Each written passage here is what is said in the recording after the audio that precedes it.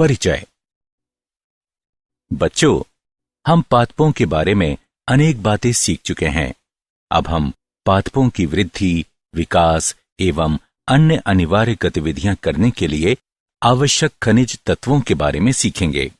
उपापचय तथा अन्य गतिविधियों हेतु आवश्यक अधिकांश पोषक तत्वों को पादप मृदा से ग्रहण करता है। मृदा जड़ों को स्थिर होने तथा वृद्धि करने के लिए स्थान उपलब्ध कराती है। ये जल धारण करती है, जिसमें मृदा के पोषक तत्व आयनों में परिवर्तित हो जाते हैं, जिस रूप में पौधे उन्हें उपयोग कर सकते हैं। उदाहरण के लिए पोटेशियम पर्णरंध्रों के खुलने और बंद होने में सहायता करता है। सभी अनिवार्य पोषक तत्वों की उपलब्धता के साथ पौधा भलीभांति जीवित बना रह सकता है। तो इस पूरे मॉड्यूल में हम पादपों हेतु अनिवार्य पोषक तत्वों के बारे में सीखेंगे।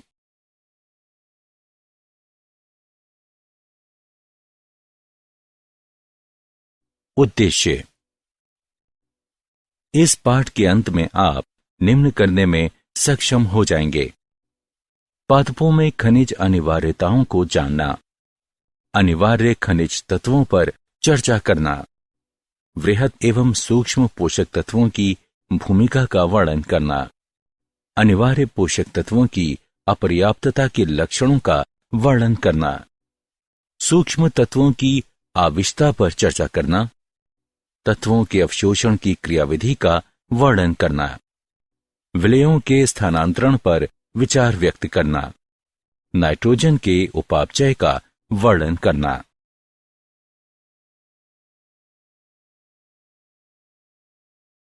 पादपों की खनिज अनिवार्यताओं की अध्ययन विधि। चूंकि विश्व की जनसंख्या तेजी से बढ़ रही है, इसलिए हमें खाद्य की मांग पूरी करने के लिए अधिक विश्वसनीय तरीकों की आवश्यकता है। जल संवर्धन ऐसा ही एक तरीका है। जल संवर्धन वो तकनीक है जिसमें पादपों को मृदा के बिना पोषक विलयनों के घोल में उगाया जाता है। जल संवर्धन के लाभ। पादपों को कहीं भी उगाया जा सकता है।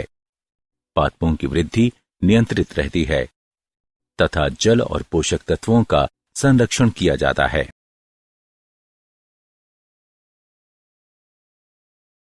अनिवार्य खनिज तत्व। Nitrogen, phosphorus, potassium, calcium, magnesium, sulphur, boron, chlorine, iron, manganese, zinc, copper, molybdenum तथा निकेल अनिवार्य खनिज तत्वों में आते हैं। अनिवार्यता का मापदंड। किसी तत्व को अनिवार्य माना जाता है यदि पादप उस तत्व की अनुपस्थिति में अपना जीवन चक्र पूर्ण न कर सकता हो, उस तत्व को किसी अन्य तत्व से प्रतिस्थापित नहीं किया जा सकता हो, वो तत्व पादप के उपापचय में प्रत्यक्षता सम्मिलित हो।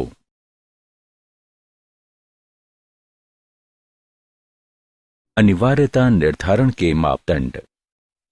इन तत्वों को दो व्यापक श्रेणियों में बांटा जा सकता है। ये इस प्रकार हैं: वृहद पोषक और सूक्ष्म पोषक। वृहद पोषक वे पोषक जो भारी मात्रा में पौधों के ऊतकों में विद्यमान रहते हैं। कुछ वृहद पोषक हैं नाइट्रोजन, फास्फोरस, पोटेशियम।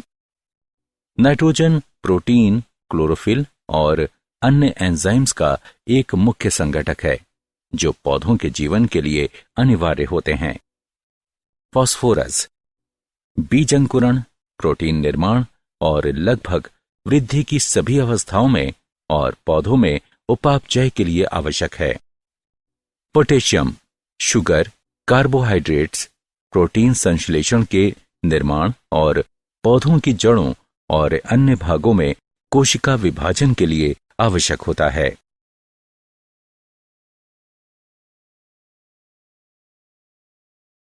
सूक्ष्म पोषक तत्व।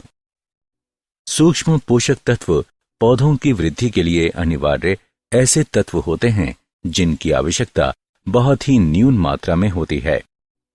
ये तत्व गौण तत्व भी कहलाते हैं। Boron, iron, chlorine, manganese, molybdenum और जिंक सूक्ष्म पोषक तत्व हैं।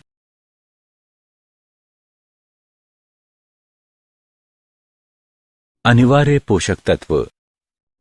अनिवार्य तत्वों को 4 व्यापक श्रेणियों में बांटा जा सकता है। अनिवार्य तत्वों को कार्बन, ऑक्सीजन, हाइड्रोजन और नाइट्रोजन जैसे जैव अणुओं के घटकों के रूप में माना जा सकता है। अनिवार्य तत्वों को पादपों में ऊर्जा संबंधी रासायनिक यौगिकों के घटक के रूप में माना जा सकता है। उदाहरण के लिए क्लोरोफिल में मैग्नीशियम। अनिवार्य तत्व जो एंजाइमों को सक्रिय या उन्हें बाधित करते हैं। उदाहरण के लिए Zn2+ एल्कोहल डिहाइड्रोजिनेस को क्रियाशील करता है। कुछ अनिवार्य तत्व कोशिका के परासरणी विभव को परिवर्तित कर देते हैं। उदाहरण के लिए पोटेशियम पर्णरंध्रों के खुलने और बंद होने में एक महत्वपूर्ण भूमिका निभाता है।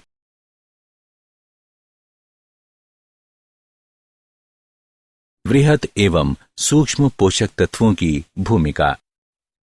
नाइट्रोजन।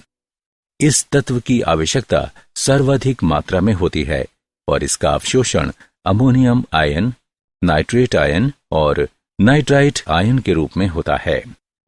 ये विभाज्योतक ऊतकों एवं सक्रिय उपापचयी कोशिकाओं के लिए आवश्यक होती है। ये प्रोटीन, हार्मोन, न्यूक्लिक अम्लों इत्यादि के संगठन में सहायता करता है। फास्फोरस। इसे पौधों के द्वारा फॉस्फेट आयनों के रूप में अवशोषित किया जाता है। ये कोशिका झिल्ली कुछ प्रोटीन, न्यूक्लिक अम्ल और न्यूक्लियोटाइड का भाग है और सभी फास्फोराइलेशन क्रियाओं के लिए आवश्यक है। पोटेशियम। इसे पोटेशियम आयनों के रूप में अवशोषित किया जाता है। ये पर्णरंध्रों के खुलने और बंद होने में कोशिका विभाजन में महत्वपूर्ण भूमिका निभाता है।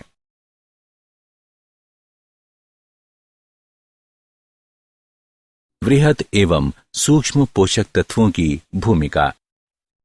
कैल्शियम। इसे पौधों के द्वारा कैल्शियम आयनों के रूप में अवशोषित किया जाता है।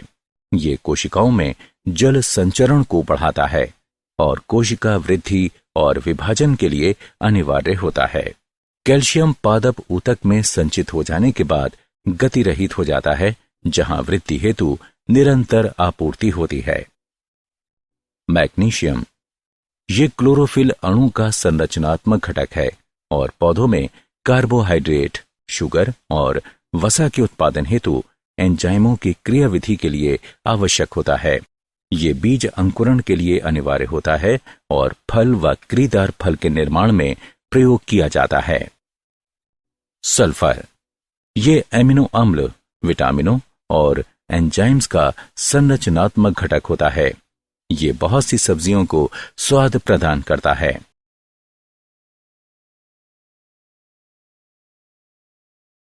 वृहत एवं सूक्ष्म पोषक तत्वों की भूमिका।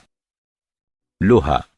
इसे फेरिक आयनों के रूप में पौधों के द्वारा अवशोषित किया जाता है।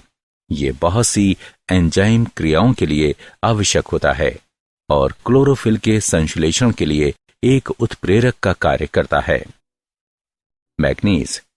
ये प्रकाश संश्लेषण, श्वसन तथा नाइट्रोजनी उपापचय के लिए एंजाइम क्रियाशीलता में महत्वपूर्ण भूमिका निभाता है। जिंक।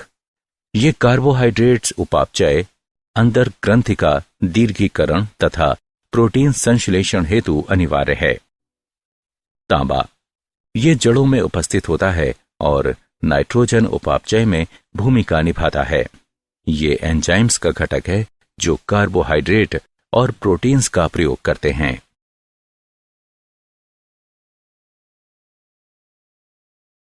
वृहत एवं सूक्ष्म पोषक तत्वों की भूमिका। बोरॉन। ये कोशिका भित्ति के निर्माण, झिल्ली, कार्यशीलता के लिए अनिवार्य है। ये पुष्पन, फलन, कोशिका विभाजन तथा हार्मोनों के स्थानांतरण में भूमिका निभाता है। मॉलिब्डेनम।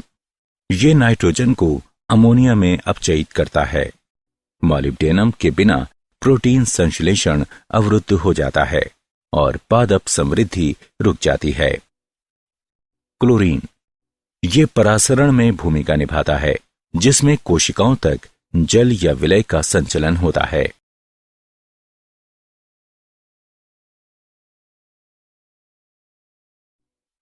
अनिवार्य तत्वों की अपर्याप्तता के लक्षण। जब पादपों में एक या अधिक अनिवार्य तत्वों की मात्राएं अपेक्षा से कम हो जाती हैं, तो पादप में कमजोर वृद्धि प्रदर्शित होती है और विशिष्ट अपर्याप्तता लक्षण उत्पन्न हो जाते हैं। तत्वों की अपर्याप्तता के कारण पादपों में आकारिकीय परिवर्तन अपर्याप्तता लक्षण कहलाते हैं। महत्वपूर्ण अपर्याप्तता लक्षण निम्न हैं। क्लोरोसिस हरित पादपों की वो असामान्य दशा जिसमें तने और पत्तियां विवर्ण हरे या पीले पड़ जाते हैं। ये पीलापन हरे पर्णहरित क्लोरोफिल रंजकों के स्तर में कमी आने के कारण होता है। ये अनेक कारकों से हो सकता है। मैग्नीशियम, आयरन या मैग्नीज की अपर्याप्तता एक सामान्य कारक है।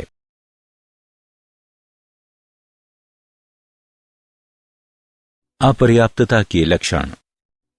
नेक्रोसिस इसमें पत्तियों के ऊतकों की स्थानीय मृत्यु हो जाती है। ऊतकों की मृत्यु का विस्तार पूरी पत्ती तक हो सकता है।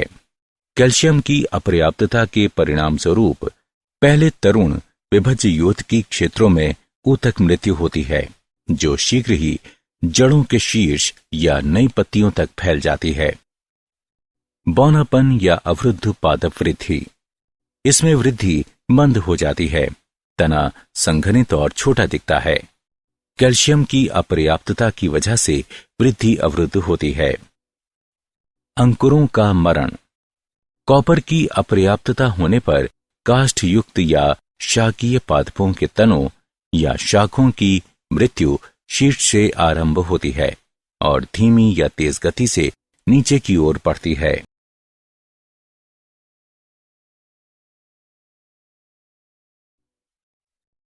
सूक्ष्म पोषक तत्वों की आवश्यकता। पौधों में सूक्ष्म पोषकों की अनिवार्यता की मात्रा में मामूली वृद्धि या कमी के कारण आवश्यकता उत्पन्न होती है। आवश्यकता के लक्षणों की पहचान करना कठिन है। विभिन्न पादप प्रजातियों के लिए एक तत्व के आवश्यकता स्तर भिन्न भिन्न होते हैं। यदि एक तत्व अधिक मात्रा में है तो ये अन्य तत्व के अधिग्रहण को बाधित कर सकती है। उदाहरण के लिए मैग्नीज की अधिकता से लौह, मैग्नीशियम और कैल्शियम की कमी हो सकती है।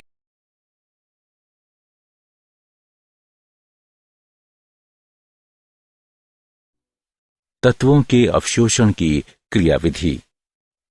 आयनों की गति को अभिवाह कहते हैं। कोशिकाओं के अंदर आयनों की गति को अंतर्वाह और बाहर की गति को बहिर्वाह कहते हैं। खनिज आयनों का अधिग्रहण 2 चरणों में होता है।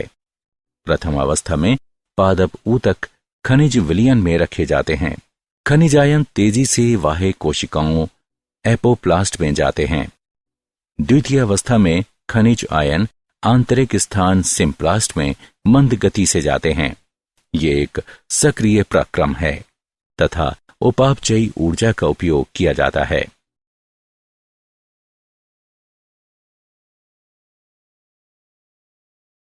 विलयों का स्थानांतरण।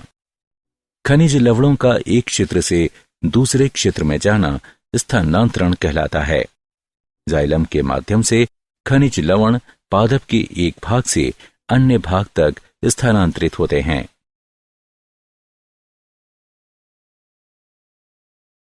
मृदा अनिवार्य तत्वों के भंडार के रूप में। मृदा में तत्व अनेक रासायनिक रूपों में उपस्थित रहते हैं। तत्व मृदा विलयनों में आयनों के रूप में घुल सकते हैं। वे अविलय रूपों में रह सकते हैं। चूंकि तत्व मृदा में अपना स्वरूप परिवर्तित करते हैं, इसलिए एक गतिशील साम्यावस्था उपस्थित रहती है, जो मृदा की विभिन्न दशाओं जैसे कि विभिन्न आयनों की सांद्रता, पीएच तथा मृदा में वायु उपलब्धता आदि के अनुसार परिवर्तित होती है।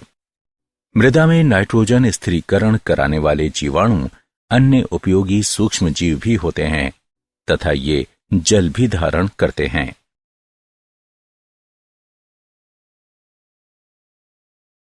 नाइट्रोजन का उपापचय। नाइट्रोजन चक्र। नाइट्रोजन यौगिक पृथ्वी पर समस्त जीवन रूपों के लिए अनिवार्य है। उदाहरण के लिए प्रोटीन और न्यूक्लियक अम्ल। नाइट्रोजन चक्र के निम्न चरण होते हैं: नाइट्रोजन स्थिरीकरण, आमोनीकरण, नाइट्रीकरण और विनाइट्रीकरण। नाइट्रोजन स्थिरीकरण नाइट्रोजन के अमोनिया या अन्य नाइट्रोजन यौगिकों में परिवर्तित होने की प्रक्रिया नाइट्रोजन स्थिरीकरण कहलाती है।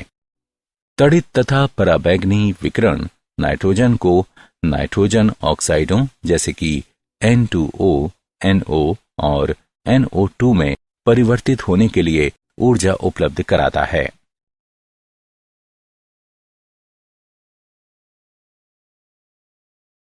नाइट्रोजन चक्र। आमोनीकरण वह प्रक्रिया जिसके द्वारा कार्बनिक नाइट्रोजनी यौगिक अपघटित होकर अमोनिया उत्पन्न करते हैं, आमोनीकरण कहलाती है। नाइट्रीकरण नाइट्रीकरण वह प्रक्रिया है जिसमें अमोनिया पहले नाइट्राइट तथा फिर नाइट्रेट में परिवर्तित होती है। 2NH3 प्लस 3O2 देता है 2NO2 plus 2H plus 2H2O 2NO2 plus O2 देता है 2NO3। यह प्रक्रिया मृदा जीवाणुओं द्वारा संपन्न की जाती है जो रसों स्वपोषी होता है। अमोनिया नाइट्रोसोमोनास तथा नाइट्रोकोकस द्वारा नाइट्राइट में ऑक्सीकृत होती है। नाइट्राइट नाइट्रोबैक्टर द्वारा नाइट्रेट में ऑक्सीकृत होता है। नाइट्रेटों का पादपों द्वारा अपशोषण कर लिया जाता है और नाइट्रेटों के रूप में अपचयित कर दिया जाता है।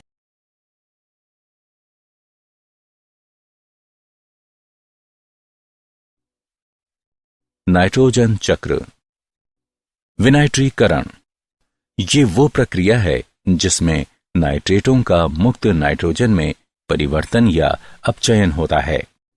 ये स्यूडोमोनास व थायोबैसिलस जैसे जीवाणुओं द्वारा संपन्न की जाती है।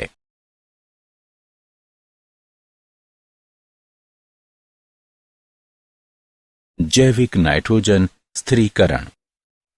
जैव नाइट्रोजन स्थिरीकरण वह प्रक्रिया है जिसमें सजीवों द्वारा नाइट्रोजेनस की उपस्थिति में अमोनिया का वायुमंडलीय नाइट्रोजन के रूप में अपचयन किया जाता है।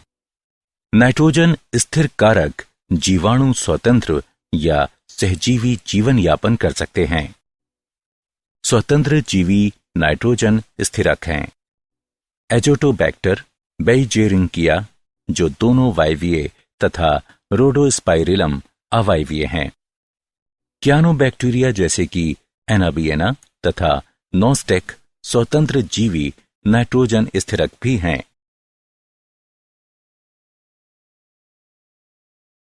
सहजीवी जैविक नाइट्रोजन स्थिरीकरण। फलीदार पादप जीवाणु संबंध सहजीवी सहयोग का अच्छा उदाहरण है। फलीदार पादपों में मूल ग्रंथिकाएं होती हैं जिनमें सहजीवी जीवाणु राइजोबियम वायुमंडलीय नाइट्रोजन को अमोनिया में स्थिर करते हैं। ये अमोनिया अनेक जैव अणुओं जैसे कि एमिनो अम्लों, प्रोटीनों, विटामिनों तथा न्यूक्लियक अम्लों के लिए उपलब्ध कराई जाती है। फ्रैंकिया मृदा में रहने वाला एक स्वतंत्र जीवी जीवाणु है जो वायुमंडलीय नाइट्रोजन को स्थिर करता है।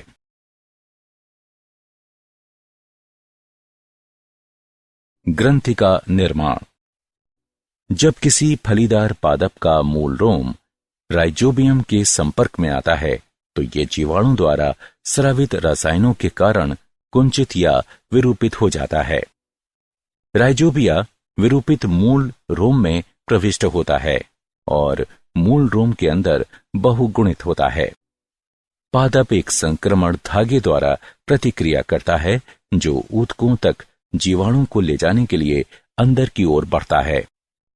पोषक तत्वों के अवशोषण के लिए ग्रंथिकाओं का संपर्क आश्रयदाता के संवहनी ऊतकों से हो जाता है।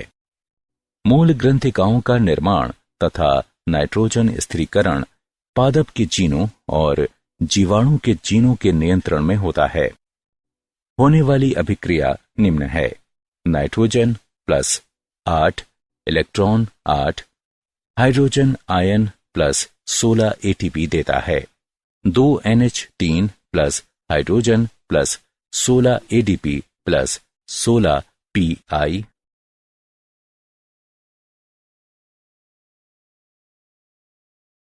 अमोनिया की नियति। नाइट्रोजन स्थिरीकरण द्वारा बनने वाली अमोनिया एमिनो अम्लों के संश्लेषण हेतु उपयोग की जाती है। एमिनो अम्लों के संश्लेषण की दो प्रक्रियाएं हैं। अपचयित एमिनीकरण अमोनिया अल्फा कीटोग्लूटेरिक अम्ल से क्रिया करके ग्लूटेमिक अम्ल बनाती है। विपक्ष एमिनन इस प्रक्रिया में एक एमिनो अम्ल से एमिनो समूह कीटो अम्ल के कीटो समूह पर स्थानांतरित होता है।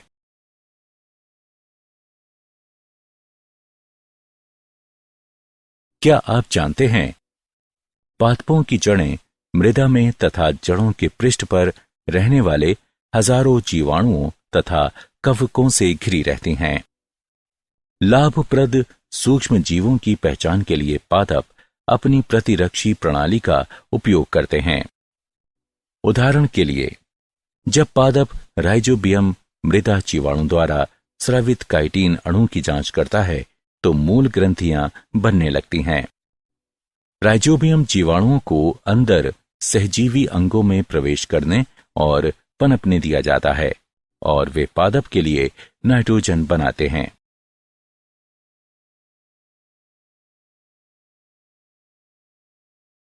सारांश। आइए हमने जो कुछ सीखा है उसे संक्षेप में दोहराएं। जल संवर्धन वो तकनीक है जिसमें पादपों को मृदा के बिना पोषक विलयनों के घोल में उगाया जाता है। वृहद पोषक तत्व और सूक्ष्म पोषक तत्व तत्वों की दो व्यापक श्रेणियां हैं। वे पोषक जो भारी मात्रा में पौधों के ऊतकों में विद्यमान रहते हैं वृहद पोषक तत्व कहलाते हैं। सूक्ष्म पोषक तत्व ऐसे तत्व होते हैं जिनकी आवश्यकता बहुत ही न्यून मात्रा में होती है। क्लोरोसिस हरित पादपों की वो असामान्य दशा है जिसमें तने और पत्तियां विवर्ण हरे या पीले पड़ जाते हैं। नेक्रोसिस में पत्तियों के ऊतकों की स्थानीय मृत्यु हो जाती है।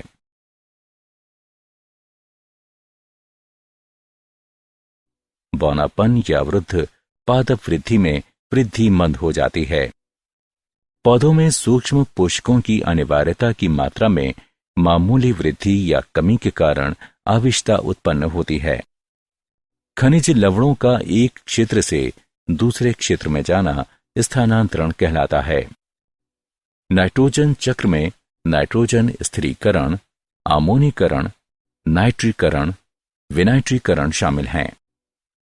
जैव नाइट्रोजन स्थिरीकरण वह प्रक्रिया है जिसमें सजीवों द्वारा नाइट्रोजेनस की उपस्थिति में अमोनिया का वायुमंडलीय नाइट्रोजन के रूप में अपचयन किया जाता है।